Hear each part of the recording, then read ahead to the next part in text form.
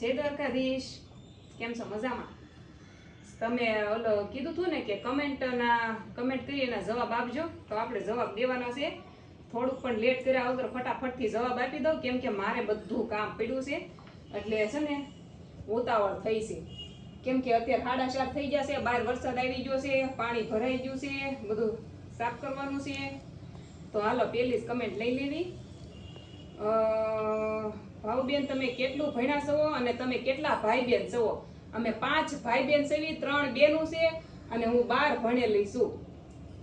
બીજો, રાજભાઈ શું કામ કરે છે, એનો પગાર કેટલો, એટલું પૂછ્યું છે આમાં. તો રાજનો પગાર તો છે ને સારો એવો આવે છે, મતલબ અમારા ઘરનો ખર્ચો ઉપડી જાય એટલો. એલા લોક ક્યાં લાગી ગયો આમાં પાછું છે ને બોલું થાતું. અને બીજું શું હતું કે બસ એ જ તે ને. પછીનો, તમે જીનુને ઇંગ્લિશ મીડિયમમાં બેહાડી છે? નહીં, ગુજરાતીમાં. તમે સોનોગ્રાફી બ્લેક કેમ છે? મેં પણ 2 દિવસ પહેલા કરાવી, પણ મારે તો કલર વાળી છે. તમારે 2800 વાળી છે ને, તો મારે 600 વાળી છે અને મારે 4થા મહિનાની છે. અને ઈ એક કે તમારે કેટલામો મહિનો છે? મારે 4થો મહિનો શરૂ છે. એ કમેન્ટ ઘણી બધી હતી મને, તો મારે 4થો મહિનો શરૂ છે અને 4થા મહિનાની સોનોગ્રાફી મારે 600 રૂપિયાની થઈ હતી, એટલે બ્લેક છે. જીનુને માંજા મેંગો કોઈ પણ આઈટમ ખવડાવતા પીવડાવતા નહીં. એસેન્સ અને શુગર હોય છે અને સાથે પ્રિઝર્વેટિવ વધારે હોય છે, ખૂબ નુકસાન કરે છે. તો મારા એકે વિડીયોમાં કદાચ તમે જીનુને જોઈ નહીં હોય, મેગી ખાતા કે ખાતી નથી. મારી છોકરી છે એટલે મને ટેન્શન તો હોય જ ને. મેગી ઈ તો નથી ખાતી, અમે નથી ખાતા, અમારા ઘરમાં મેગી હોય જ નહીં. ભાગ્ય વરહે એકાદી વાર બની હોય તો. બાકી મેંગો ને એવું ક્યારેક બહાર ઉનાળામાં બહાર ક્યાંક ગયા હોય, તડકો ને હોય તો પીવડાવી. તમે કેવા છો? પટેલ કે કોળી? કોળી, તળપદા કોળી. ઘણી કમેન્ટ હતી કે તમે કેવા, તમારી જ્ઞાતિ કઈ છે એમ. તો તળપદા કોળી સેવી. અને પછી મમતા છે, એ તમારા હગા ભાભી છે? યસ, એ મારા હગા ભાભી છે. પછી મારો સવાલ છે કે રાજ શું કામ કરે છે? જાડેજા અરવિંદ સિંહ કરીને છે. તો રાજ છે ને કાસો માલ રાખતા હોય ને, આપણે કેક ને બેકરી હોય, મતલબ કેક ને ચોકલેટ ને એવું બધું બનાવતા હોય ને, એનો કાસો જે માલ રાખતા હોય એની ઓફિસમાં કામ કરે છે. પછી તમારા હગા ભાઈ કોણ કોણ છે? તો એક કામરેજ રે ઈ, અને એક મારી બાજુમાં રહેવા આવ્યો દેવ. એ 2 મારા હગા ભાઈઓ છે. તમારા મોટા ભાભી હગા પણ છે ને? તમારે એનો જવાબ આપજો. હા, એ મારા હગા પણ થાય. મારો સવાલ છે કે રાજભાઈ શું કામ કરે છે? ખબર નથી, હું બિઝનેસ કરે. તો આગળ હમણાં કીધું એમ કે ચોકલેટ ને જે કઈ બેકરી હોય ને કેકની, એનો કાસો માલ છે, એની ઓફિસમાં જાય. ભાવબેન, મિની બ્લોગમાં ફની થંબનેલ કેમ એડ કરો ઈ કયો? તો હું આઈફોન થી તો નથી થાતું, મારે આ ફોન થી એડ કરું છું.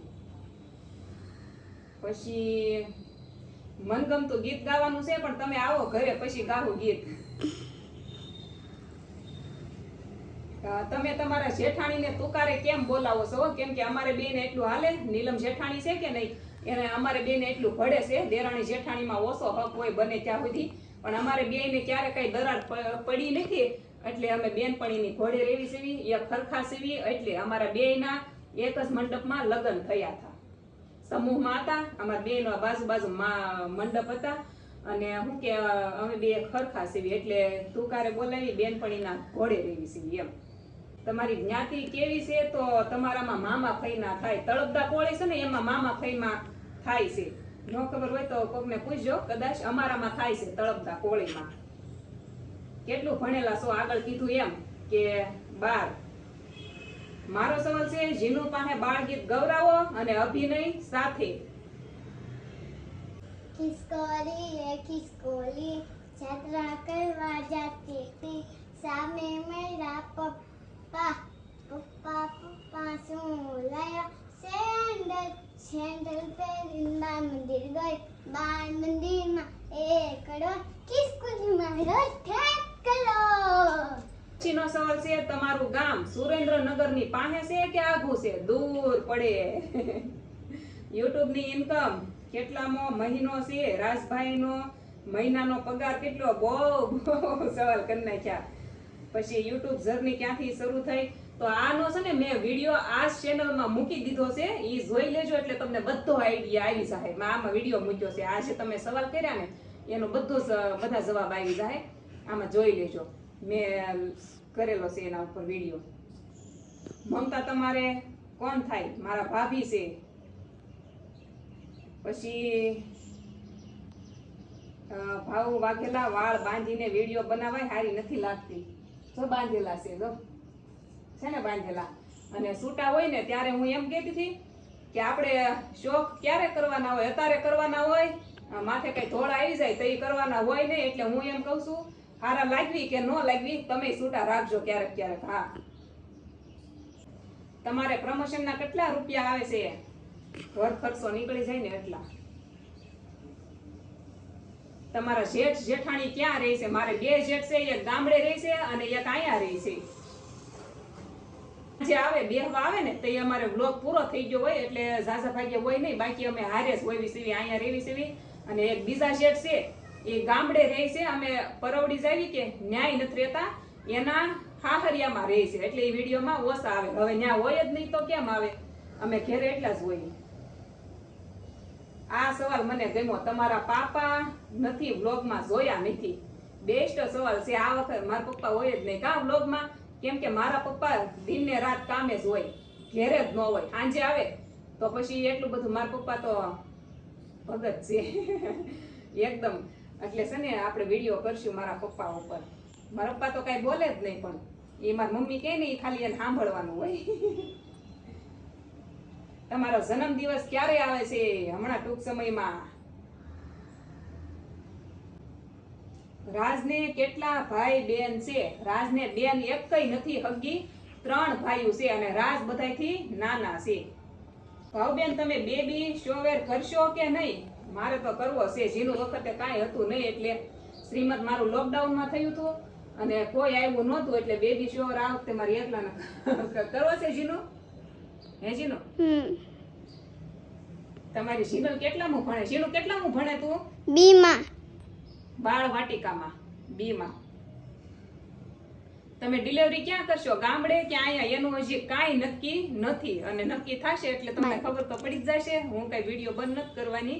અહીંયા ડિલિવરી થાય કે ન્યા થાય તો આપણે ગામડે વિડીયો કરશું. નીલમબેન ને છોકરો છે કે નહીં? હા, એને મારી જીનું જેવડો એક છોકરો છે. તો આ સવાલ ઘણા કર્યા છે કે તમે કઈ સોસાયટીમાં રહ્યો છો, તો આનો જવાબ તો હું કઈ આપી ન શકું.